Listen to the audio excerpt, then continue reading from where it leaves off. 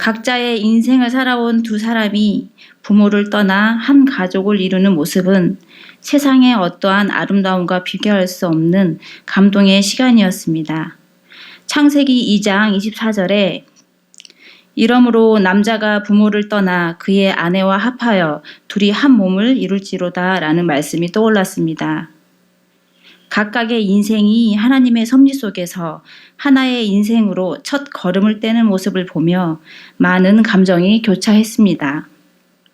제 남편도 결혼할 때는 다 해줄 것처럼 보였지만 살다 보니 듣고 싶은 것만 듣고 하고 싶은 것만 하는 보통의 평범한 남자와 별반 다르지 않다는 것을 알게 되었습니다.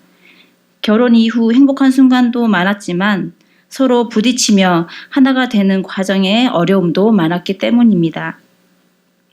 저는 3호로 이름 불리며 지내게 된 것은 이제 8년 차에 이릅니다. 하지만 3호라는 직분에 걸맞는 마음과 행동이 무엇인지를 관심 갖기 시작한 것은 불과 몇 년이 되지 않습니다. 남편이 이전 교회에서 사역하고 있을 때 사모의 위치보다는 새 자녀들의 엄마로 양육하는 데 더 집중하며 살았습니다. 물론 아이들이 지금보다 더 어렸으니 그럴 수밖에 없기도 했습니다. 하지만 남편이 목회자로 교회에서 어떤 사역들을 하는지, 어떤 생각과 마음을 품고 있는지, 어떤 어려움들이 있는지, 사역하는 부서에 소속된 학생들에 대한 관심이 전혀 없었습니다. 오로지 남편 혼자서만의 사역이었습니다. 당연히 남편 일이지 생각하며 한 걸음 뒤에 서 있었던 것 같습니다. 3년 전 온 가족이 물된 동산교회에 오면서 상황은 많이도 달라졌습니다. 목사의 아내로서, 사모로서 성도들에게 불리워지며 거의 모든 교회 식구들이 저를 알게 되었습니다. 예전에는 어렵고 부담스러웠지만 지금은 조금씩 주도적으로 자연스러워졌던 것 같습니다. 지난 주일에는 저희 집 셋째 막내가 초등학교를 잘 가고 있는지에 대한 질문을 많이 받았습니다. 성도님들과 저희 가족이 이제는 함께 걷는 동반자의 삶을 살아가고 있음에 감사함이 들었습니다. 이제야 조금은 목회자의 가족으로 부르신 하나님의 뜻을 깨달아가고 있는 듯합니다. 남편이 기도하며 계획하는 일에 대하여 궁금해지기 시작했습니다. 그래서 물어보기도 하고 대화하게 되었습니다. 남편은 처음에 자신이 하는 일에 간섭하는 것으로만 생각했었는데 이제는 제법 제 말에 귀를 기울여 줍니다. 제 의견에 반응하는 남편의 모습을 보며 제가 있어야 할 자리를 찾아가고 있는 것 같습니다. 목회자의 아내로 하나님의 일들을 같은 시선으로 바라보게 되는 기쁨들이 생기기 시작했습니다. 하지만 시간이 지나면 지날수록 저의 부족함도 많이 깨닫고 있기에 한없이 하나님 앞에서 겸손해질 수밖에 없는 것 같습니다. 우리 가족을 부르신 하나님의 계획을 모두 알지 못하기에 순종하면서 전적으로 하나님을 의지하려고 합니다. 가족이 함께 가는 길에서 소소한 기쁨과 행복들을 느끼며 감사함으로 살고자 합니다.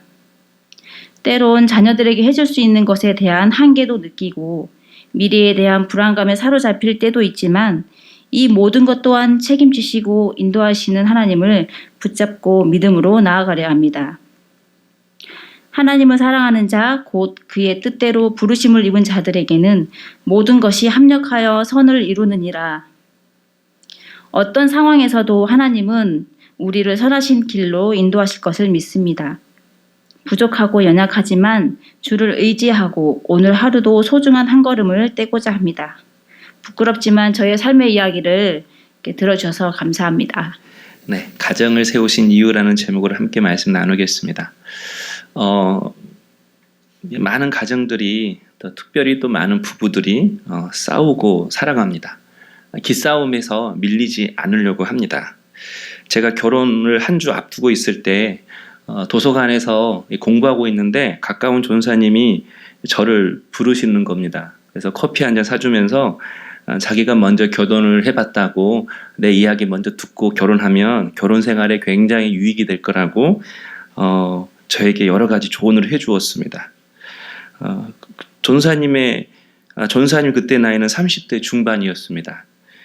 이미 결혼을 하고 난 거죠. 이게 들어보니 전사님의 핵심은 결혼해서 처음 한 달이 중요하다라는 것입니다. 여기서 기싸움에 밀리면 안 된다라는 거예요. 그러면 평생 잡혀서 산다라는 것입니다. 그래서 시작부터 길을 잘 들여놔야만이 목사님, 전사님의 목회뿐만 아니라 가정생활도 편하다라고 저한테 이야기해 주었습니다. 알다시피 저희 아내가 제가 잡는다고 해서 잡힐 여자도 아니지만 저에게는 그럴 생각이 전혀 없었습니다.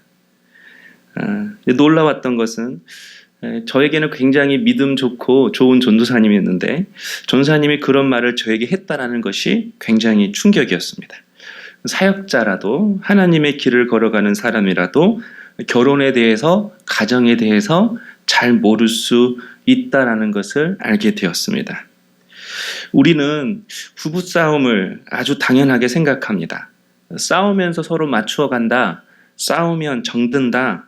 안 싸운 부부가 어디 있어? 마치 싸우는 것을 아주 당연시 여기고 있습니다.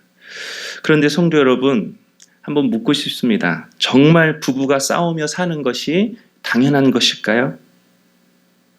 하나님은 부부싸움 하면서 성격을 맞추어 가라고 그렇게 우리를 만드셨을까요? 그래, 싸우면서 맞춰가야지. 싸우면서 정든다고 하잖아. 그러니까 잘 싸워. 그래서 서로 맞추어 가서 좋은 가정을 이루어. 하나님도 여러분 그런 생각이실까요? 어제 말씀을 준비하면서 저도 이렇게 당연시 여기고 있었습니다.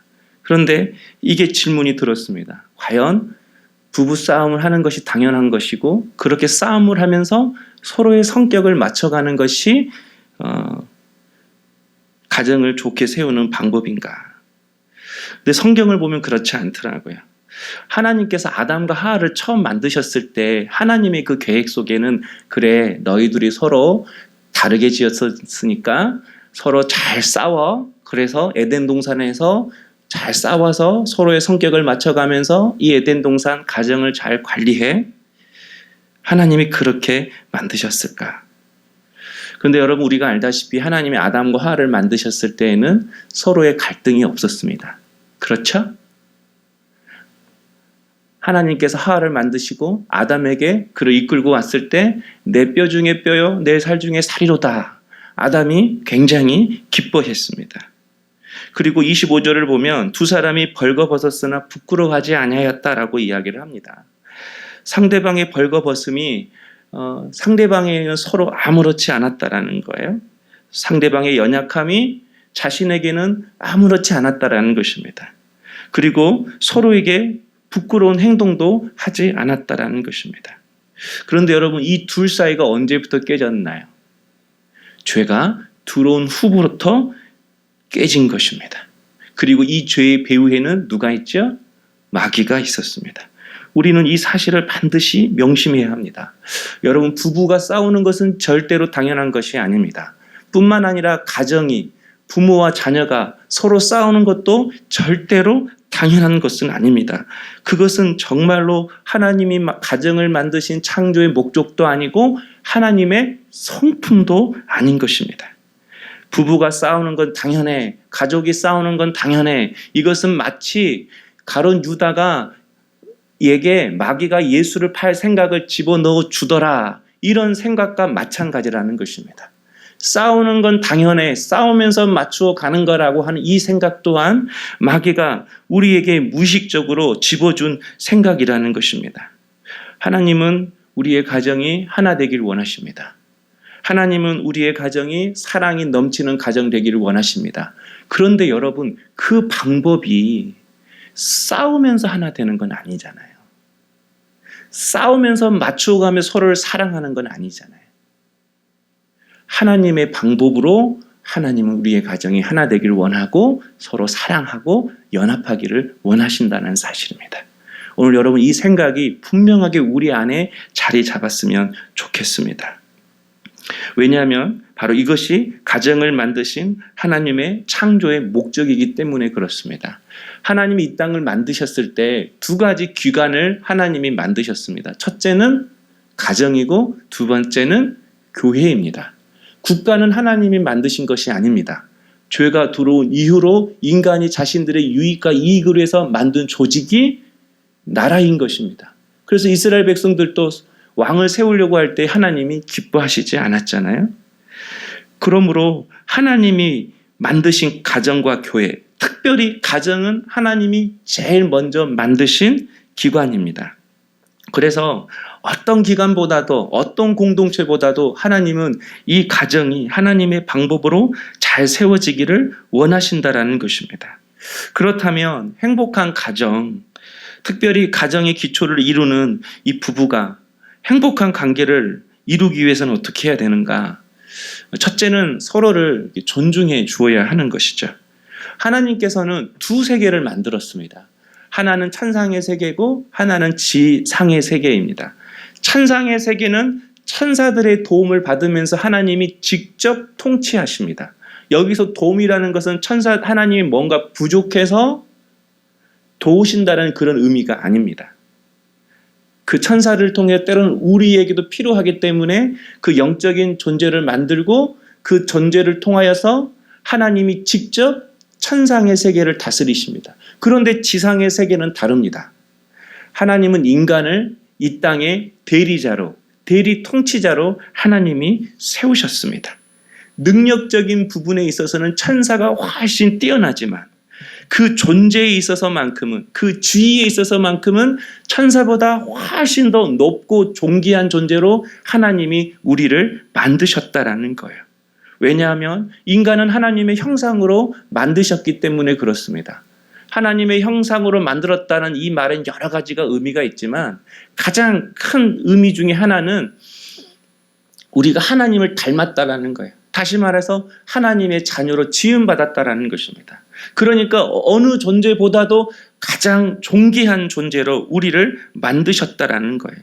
그런데 이렇게 가장 존귀한 존재로 우리 인간을 만드셨는데 하나님이 이 인간을 남자와 여자로 각각 구별하여서 만들었다라는 것입니다. 즉 아담과 하와를 만드신 것입니다. 그런데 여러분 성경에 보면 누구를 먼저 만드셨죠? 아담을 먼저 만드셨습니다. 혼자 하나님이 만드신 에덴 동산에 아담으로 하여금 거하게 하셨고 에덴 동산을 관리하게 하셨습니다. 그리고 난 이후에 여자 하와를 만드셨습니다. 그런데 여자를 만드신 이유를 이렇게 설명하고 있습니다. 18절에 보면요. 여호와 하나님이 이르시되 혼자 사는 것이 좋지 아니하니 내가 그를 위하여 돕는 배필을 지으리라. 여자를 만드신 이유가 혼자 사는 것이 좋지 아니하니 이렇게 말하고 있습니다. 우리가 이 말씀을 읽을 때 마치 이렇게 해석이 됩니다. 하나님께서 아담을 먼저 만들어 놓고 보니 부족한 거예요. 혼자 사는 것이 좋게 보이지 않는 거예요. 그래서 원래 계획이 없었던 여자를 추가적으로 만드셨다. 이렇게 생각이 됩니다. 그러나 여러분 절대 그렇지가 않습니다. 하나님께서는 아담을 창조하실 때부터 여자인 하와까지 만드실 계획을 같이 가지고 계셨다라는 거예요. 그러면 왜 하나님은 아담을 먼저 만드셨는가? 아담으로 하여금 먼저 혼자 살게 했던 거죠. 그래서 혼자로서는 뭔가 부족함이 느끼게 했습니다. 그래서 하나님이 하와를 만드셔서 아담에게로 이끄실 때에 아담이 그렇게 기뻐한 거예요. 혼자로서는 뭔가 부족함이 있었는데 뭔가 채워지지 않았는데 같이 하면 되겠구나. 서로 연합하면 되겠구나. 상대방의 필요성, 특별히 여자의 필요성을 절실하게 먼저 느끼게 하셨다라는 것입니다. 그래서 하나님께서 아담과 하와로 하여금 가정을 만드셨습니다. 이것이 바로 가정의 시작입니다. 서로 완벽해서 하나가 된 것이 아니라 서로의 부족함을 느꼈기에, 서로의 필요성을 느꼈기에, 서로 연합의 필요성을 느꼈기에 그들이 하나가 되고 가정이 된 것입니다. 이처럼 하나님은 우리가 혼자 사는 것을 원치 않습니다. 이 혼자 산다라는 것은 단지 남녀만을 의미하지 않습니다. 공동체를 의미하는 기도 합니다. 본문에서 사람이 혼자 사는 것이 하나님 보시기에 좋지 않았다라고 하는데, 여기서 좋지 않았다라는 것은 나빴다 그런 의미보다 온전하지 못했다 그런 뜻입니다. 한마디로 온전한 가정이 되기 위해서는 남자, 여자, 그리고 온전한 사회, 온전한 공동체가 되기 위해서는 남자, 여자 이 모두가 다 필요하다라는 것입니다. 그래서 우리가 하나님을 부를 때 하나님 아버지라고 부릅니다. 그러니까 하나님 그러면 우리가 아버지라고 부르기 때문에 먼저 부성을 느낍니다. 부성 그러면 먼저 강함, 능력, 탁월함 이런 걸 느끼잖아요. 그런데 성경을 살펴보면 하나님 아버지의 모습도 있지만 오히려 하나님 어머니와 같은 그런 모성애를 느끼게 하는 그런 내용들도 굉장히 많이 있습니다. 대표적인 게 저는 누가복음 15장이라고 생각합니다. 배은망덕한 아들이 아버지가 빨리 죽지 않으니까 아버지에게 유산을 받아서 멀리 떠나갑니다. 그런데 그 떠난 아들을 위해서 아버지가 매일매일 문 밖에서 기다렸습니다. 그리고 그 아들이 다 가진 것 잃고 다시 돌아왔을 때에 아직 그 형상이 구체적으로 보이지 않았지만 아들임을 직감하고 뛰어가서 그의 목을 끌어안고 울었다라고 이야기를 합니다. 그런데 여러분, 자녀가 집 나가면 대부분 누가 기다리죠? 집을 안 나가와서 대부분 집 나간 아들들은 아빠한테 먼저 전화 안 씁니다. 엄마한테 먼저 전화를 합니다. 그리고 먼저 제가 최근에 물어봤거든요. 집 나간 분한테 어떻게 들어오냐고. 그랬더니 먼저 엄마한테 전화한대요. 그리고 나서 나 때릴 거야 안 때릴 거야 먼저 확답을 받고 안 때린다고 하면 들어간다라는 거예요. 예, 집 나간 자녀를 기다리는 것은 엄마입니다. 그러니까 하나님 어머니와 같은 그런 모습을 강하게 느끼는 것입니다. 그러니까 하나님이 남자 여자를 만드신 것은 이 부성과 모성, 이 남자와 여자가 다 필요하다라는 거예요. 가정에서도 필요하고 사회에서도 공동체에서도 필요하다라는 것입니다. 히브리 문화의 특성상 아버지라고 표현했지만 어머니의 모습도 함께 있다라는 것입니다. 그러므로 여러분, 우리가 가정을 이루기 위해서는 남자, 여자로 하나님께서 구별하여 만드셨음을 우리가 깨닫고 서로에게 필요한 존재임을, 그래서 사랑하고 소중히 여겨야 할 존재임을 깨닫는 마음이 우리에게 필요하다라는 것입니다. 저는 여러분이 서로를 귀중히 여기고 소중히 여길 수 있는 우리 성도님 될 수 있기를 원합니다. 두 번째로, 행복한 가정이 되기 위해서는 서로의 역할을 존중해 주어야 합니다. 하나님께서 아담을 만드시고 에덴 동산을 관리하게 하셨습니다.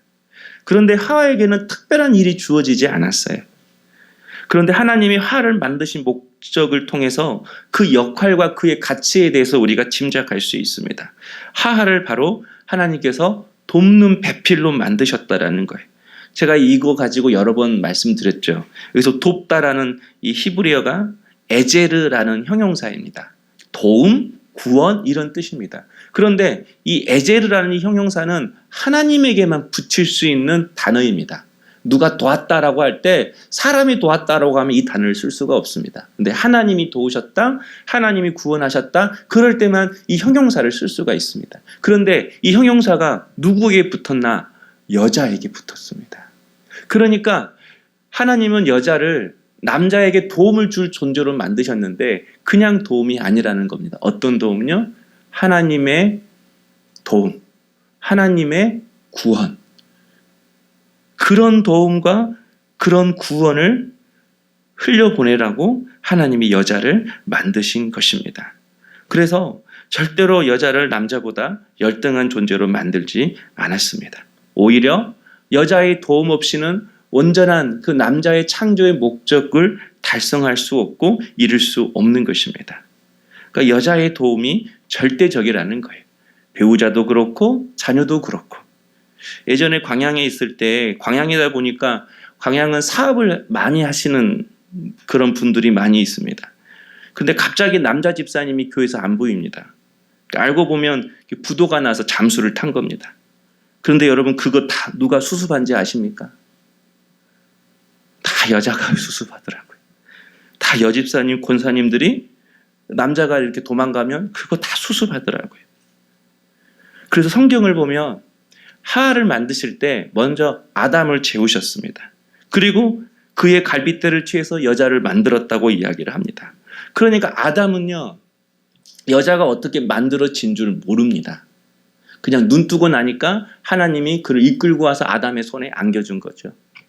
그래서 여러분, 남자는 여자의 가능성을 다 모릅니다. 어떻게 만들어졌는지, 어떤 도움을 주는 존재인지, 나에게 어떤 역할인지, 그 여자의 가능성, 여자의 위대함, 여자의 필요성, 여자의 가치를 남자는 잘 모를 때가 있다라는 것입니다. 그러나 여러분, 이것은 여자에게도 마찬가지죠. 왜냐하면 돕는 배필이거든요. 여기서 배필이 크네크또, 이게 짝이라는 단어입니다. 신발 한 짝 이런 의미이죠. 아무리 내가 뛰어나고 가치가 있다 할지라도 신발 한 짝만 있으면 아무 의미가 없잖아요. 두 짝이 있어야 그게 온전해지는 것이죠.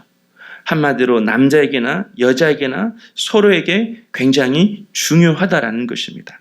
그런데 제가 말씀드리고 싶은 것은 가정을 하나님의 목적대로 하나님의 뜻대로 이루어가는 그 주도권은 남자에게 있지만 그렇게 갈 수 있도록 그리고 그 가정을 회복하여서 하나님이 기뻐하시는 가정의 기능을 회복하고 하나님이 기뻐하시는 남편의 기능을 회복하고 하나님이 기뻐하시는 자녀의 기능을 회복시키기 위해서는 그 주도권을 여자에게 특별히 아내와 엄마에게 주셨다라는 것입니다.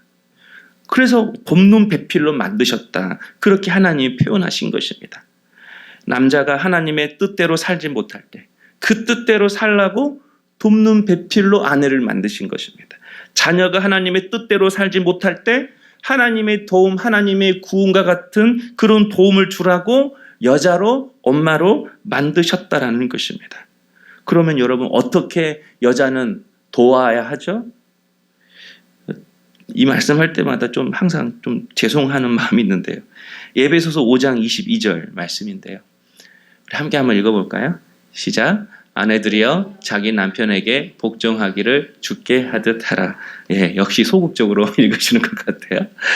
예, 성경은 아내들이 남자에게 복종하라고 이야기를 합니다. 남자를 세우는 법, 자녀를 세우는 법이 복종하라는 거예요. 지금 어느 시대인데 성경은 이런 말을 하는가? 그렇게 생각할 수 있습니다. 아마 우리가 불편해하는 이유는 이 복종이라는 이 단어 때문에 그렇습니다. 근데 여러분, 이 헬라어의 이 복종이라는 이 의미는 무조건 남편에게 복종하라 그런 의미가 아닙니다. 이 복종이라는 헬라어 단어가 히포타소라는 이런 단어인데요. 뭐뭐 아래로 배치하다, 균형을 잡다 이런 의미입니다. 한마디로 남자 아래로 들어가라 이런 뜻이 아니라 하나님의 질서 안으로 들어가라 이런 뜻인 거예요. 하나님의 질서 안으로 들어가라. 오히려 성경에 자녀들에게는 부모를 향하여 순종하라고 이야기를 합니다. 그때 그 순종이란 뜻은 이유를 대지 않고 순전한 마음으로 복종하라 그런 뜻이에요. 오히려 순종이 그런 의미이고 여기 복종이라는 이 단어는 하나님의 질서 안으로 들어가라 그런 뜻입니다. 그러니까 하나님께서 여자에게 하나님이 세우신 그 질서 아래로 들어가서 그 질서에 맞게끔 행동하라는 거예요. 하나님의 질서에 맞게끔 행동하라는 거예요. 그 질서에 맞게끔 행동하는 게 뭐라고요? 돕는 자로 서는 거예요. 돕는 자. 그냥 돕는 자가 아니라 하나님의 도움과 같은 그런 도움을 줄 수 있는 존재로 서라고 하나님이 말씀하시는 것입니다. 여러분, 그 질서는, 그 돕는 그 방향은 내가 도와야 할 그 대상이 하나님의 뜻대로 살아갈 수 있게끔 하나님이 만드신 그 창조의 목적대로 살아갈 수 있게끔 만드시는 것입니다. 그런데 우리는 돕는 자로 서지 못하고 자신이 하나님이 되어 좌지우지할 때가 많이 있습니다. 하나님의 도움을 주는 존재로라고 서라고 했는데 오히려 하나님의 도움은 주지 못하고 오히려 먼저 자신이 주인이 되어 살아갈 때가 많이 있습니다. 여러분, 여자가 정말 돕는 자가 되기 위해서는 내가 먼저 하나님 앞에 서야 합니다. 내가 먼저 하나님 앞에 세워져야 합니다. 그래야만 하나님의 도움과 같은 그런 도움을 줄 수 있는 돕는 배필로 온전히 서서 하나님께서 기뻐하시는 가정으로 하나님의 뜻을 이루어가는 배우자로 자녀로 그렇게 만들 수가 있는 것입니다. 내가 하나님 앞에 먼저 서야 한다는 것은 다른 뜻이 아닙니다. 철저히 내가 먼저 죽어야 한다라는 거예요. 죽는다 이 말은 내 자아가 십자가에서 먼저 처리가 되어야 한다라는 것입니다. 그러니까 우리는 가정을 바꾸기 위해서 굉장히 가정에 집중합니다. 그러나 가정에 집중한다고 해서 가정이 바뀌는 게 아닙니다. 물론 집중해야죠. 하지만 순서가 먼저 있습니다. 먼저 여자가 하나님께 집중하셔야 합니다. 그래서 정말 하나님의 도움을 먼저 경험하셔야 합니다. 하나님의 뜻이 무엇인지, 하나님의 성품이 무엇인지, 하나님이 어떤 계획을 가지고 계시는지, 내가 몸소 그 하나님의 뜻과 그 하나님의 도우심과 그 능력과 그 은혜를 내가 경험해야만이 내가 하나님과 같은 그런 도움을 줄 수 있는 존재로 나아갈 수 있다라는 것입니다.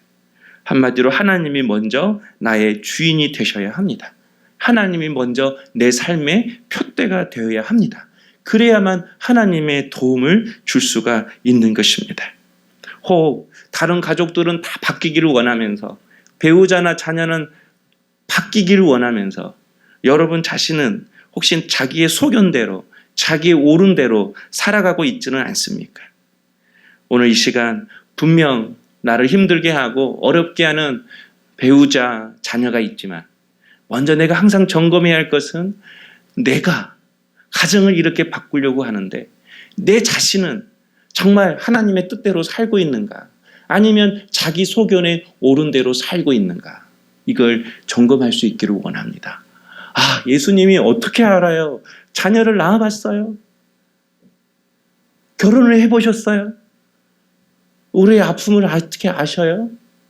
이게 물어볼 수 있습니다. 그러나 여러분, 예수님은 지금 우리를 기르고 있으십니다. 우리를 인도하고 있으십니다. 어느 누구보다도 우리를 잘 알고 있다라는 것입니다. 가끔씩 남편 중에도 자신의 연약함을 발견하고 노력하려고 하는 그런 분들이 있습니다. 그런데 그런 마음을 가지고 있는 거죠. 아, 그게 얼마나 가겠어.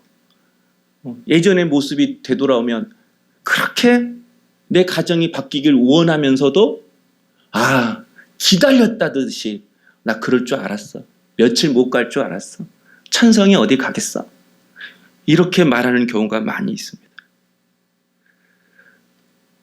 여러분, 그렇게 말하는데 정작 우리는 우리 자신을 하나님 앞에서 얼마나 바꾸고 변화시켜 가고 살아가고 있습니까? 여자를 만드신 창조의 목적대로 내가 정말 애절로 서 있습니까?